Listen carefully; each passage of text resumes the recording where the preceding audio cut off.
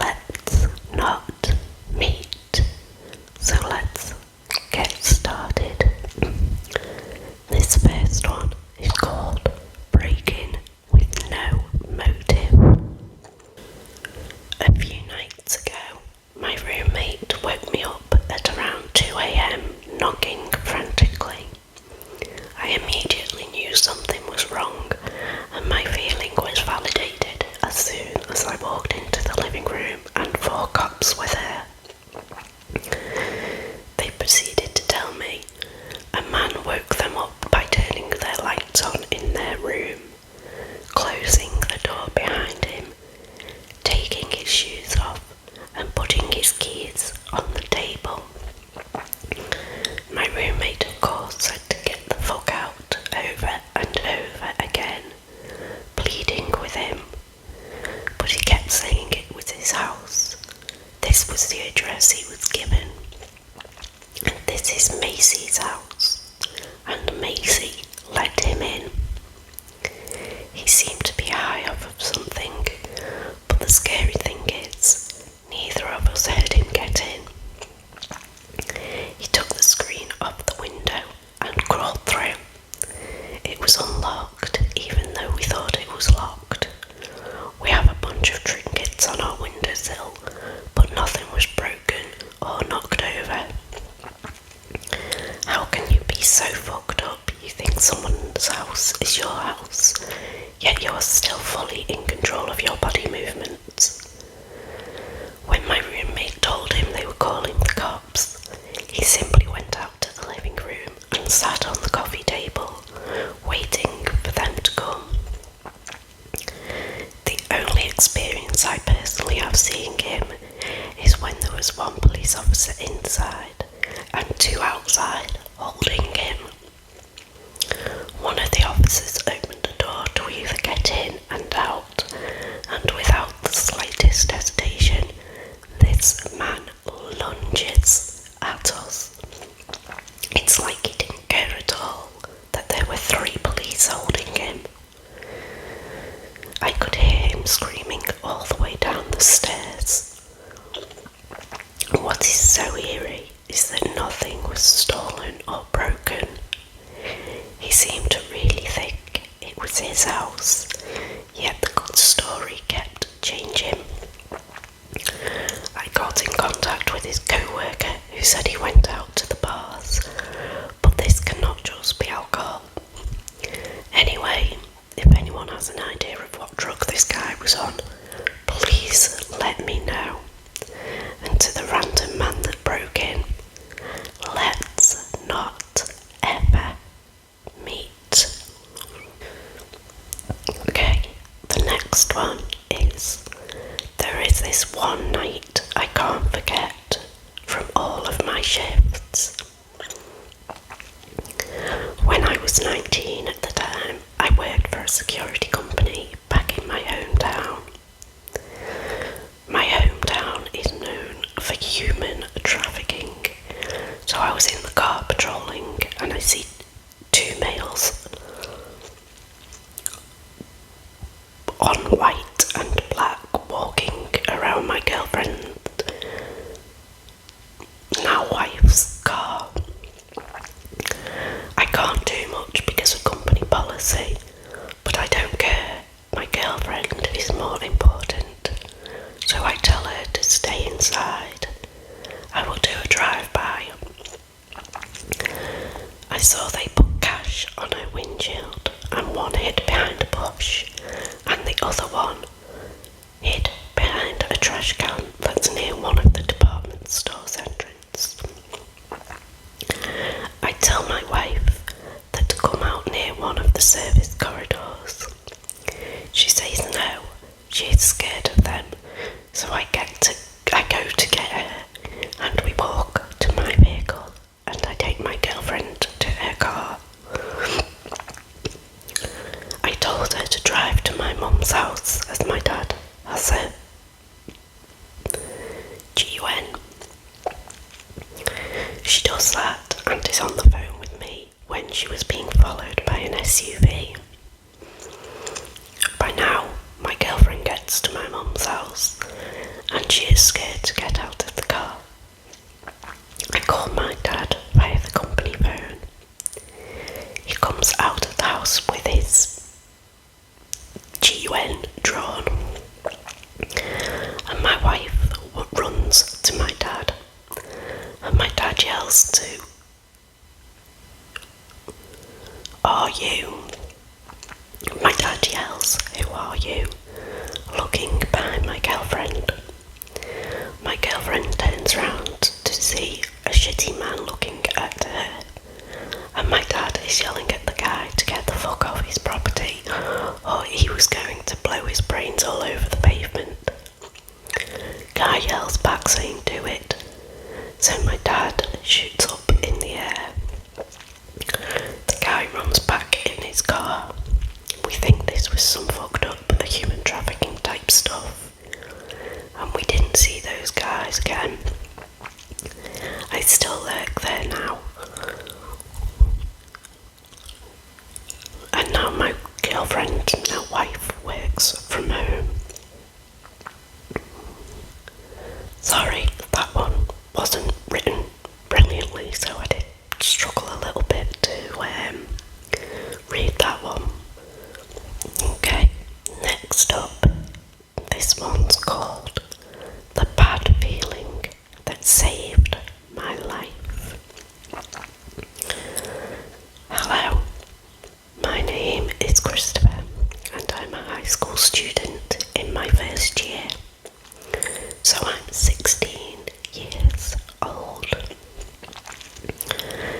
This story took place during the second week of Easter vacation in 2023, when I was 15 years old, and I want to mention that it happened in my mother's house.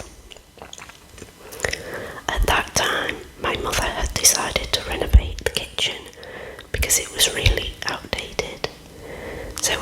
There was this blonde guy with blue eyes who came to start the work, which involved putting up plastic sheets on the walls and a divider in my living room, which is next to the kitchen. At the end of the day, I had to go to the dentist to pick up a dental impression, and my mother had informed the worker that we would be back in an hour and 30 minutes. However, since the appointment was just to pick up an item, we returned after only 45 minutes. On the way back, my mother suggested getting kebabs and doing a good deed by dropping off the worker at the train station. When I returned to offer him a ride to the station, I noticed he was very uneasy, with a nervous smile, as if to say everything was fine. I insisted that he come with us, and he agreed. Along the way, he explained that his name was Brian. I'm changing his name for anonymity, I can't say that word. And that he was originally from Moldova. He also mentioned that he lived alone in Paris, but had 2 children living in his own country. We arrived at the station and dropped him off, grabbed our kebabs, and went home. After finishing eating, I decided to take a bath, as I love doing that all the time. However, this time, to my dismay, the water turned from hot to cold, so I spent 2 hours in lukewarm water, and then got out and returned to my upstairs room. Immediately upon opening the door, I noticed that my PC was open and turned on to my lock screen wallpaper. Even though I distinctly remember closing it before going downstairs for my bath. I asked my mother if she had been in my room or touched my PC, and she said no, that she had stayed in her room watching the news. After a quick search of my room turned up nothing, I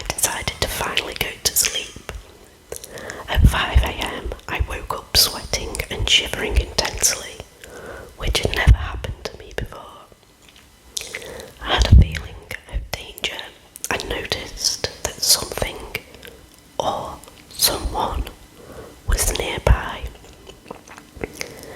So I grabbed a knife because, yes, it's a bit scary, but I have a passion for edged weapons, probably from manga. And I have a collection of knives, katanas and shurikens on my bedroom wall. With the knife, I searched my room again, but found nothing. However, the feeling didn't go away, so I locked my door and messaged my mother to see if she was awake and had the same feeling, but she didn't respond. I waited for 3 hours until I heard her walking in her room. She came to see me and I explained what had happened that night. She told me I was probably just being paranoid and that everything was fine. And she also warned me that Brian would arrive around 10 a.m. to continue the work, and that since she would be leaving for work, I would be alone with him. She assured me that I wouldn't need to go downstairs to let him in because she had told him she kept the keys in a woodshed next to the door. She then went to work and I went back to sleep, locking my door. I woke up at 11:30 a.m, went downstairs to make food in the basement because the kitchen was under construction. And when I didn't find Brian there, I didn't think much of it. I went back upstairs and I ran into him. As soon as I saw him, that bad feeling returned, but he started talking to me. I tried to end the conversation and quickly went back to my locked room. 10 minutes later, Brian knocked on my door, asking for help carrying something. I didn't respond because I really didn't want to see him again, but he started trying to open the door and began kicking it hard. So my first instinct was to grab a knife and lock myself in my bathroom and call the police. I explained in a panic what was happening, and the woman on the line said she was sending 2 cars which would arrive in 10 minutes. While waiting, Brian managed to enter my room and began breaking down the bathroom door. I told him I had called the police. They would be arriving at any minute and that I was armed with a knife and that I wouldn't hesitate to use it. Upon hearing this, he stopped banging on the door and left. The police arrived and caught Brian as he was trying to flee. My mother came home, saw me and burst into tears, telling me she should have listened to me. A few days later, the police called to explain that Brian was wanted for kidnapping, identity theft, torture, and murder. I believe that bad feeling I had during the night was him returning and hiding outside my room in the house because he knew where the spare keys were hidden. But now he is in prison and I hope never to see him again. Thank you for reading this story. It's amazing how our instincts can be useful, and I'm glad I was able to lock my door because previously I couldn't, as I didn't have a key. I also thank my weird passion for knives because I don't know if Brian would have left if I hadn't mentioned it. And especially thanks to the police who arrived so quickly and caught him. Right. I think this one is also a little longer, so I'm going to make this the last story, and it's called Creepy Grandpa Locked Me in whilst I was hitchhiking. First of all, this is the story of my worst hitchhiking experience. This incident was sketchy AF, but I still wouldn't give up my love for hitchhiking. I am a 21-year-old, 20 at the time, man from Finland. This happened on the 2nd of December last year in Kalamata, Greece. I had been hitchhiking for quite a while at that point. I had started from Budapest and had hitchhiked through 7 different countries with only positive outcomes. This story begins around 11 a.m. on Saturday, some hours before I had woken in my own hammock, hung up behind the castle ruins, in the only place that had trees that weren't someone's olive trees. I was tired from the lack of sleep caused by the cold night and early wake up by noises of the busy market across the street. After a quick tour of the town and some breakfast, it was time for hitchhiking.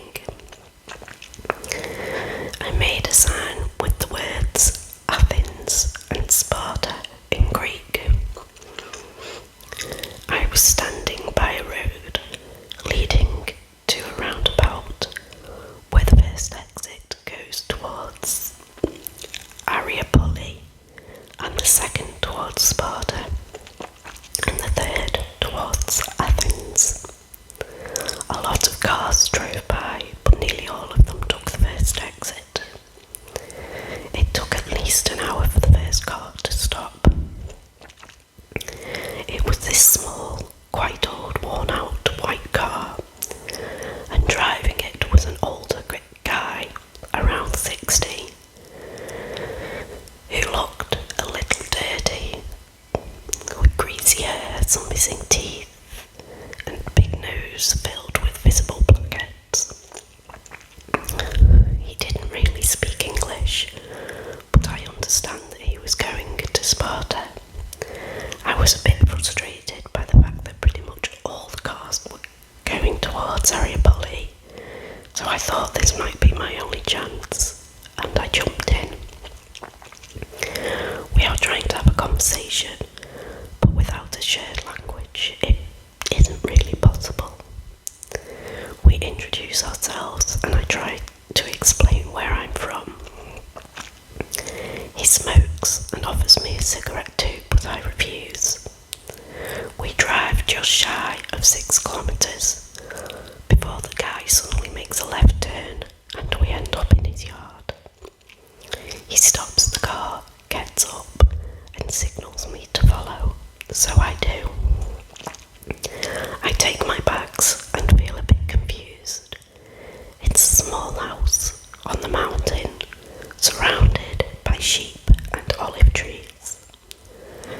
There's a dog sleeping in the sun, but it doesn't seem to be bothered by us at all. We walk to this balcony/terrace that surrounds his house. I put my bags inside of his house and join him sitting on the balcony.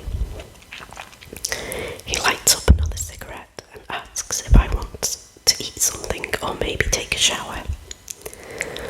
I refuse, and with the help of Google Translate, I ask why we aren't going to Sparta. He answers that I can sleep at his house and he'll drive me there tomorrow. I try to explain that I would like to get to Sparta or even to Athens today, so staying at his place isn't really an option. I'm pointing out that there's not many cars going past his house, like one every 15 minutes, and only some 4 to 5 hours of daylight left, so every minute is valuable to me. He doesn't really seem to understand me, so I get up and walk through the door to grab my bags.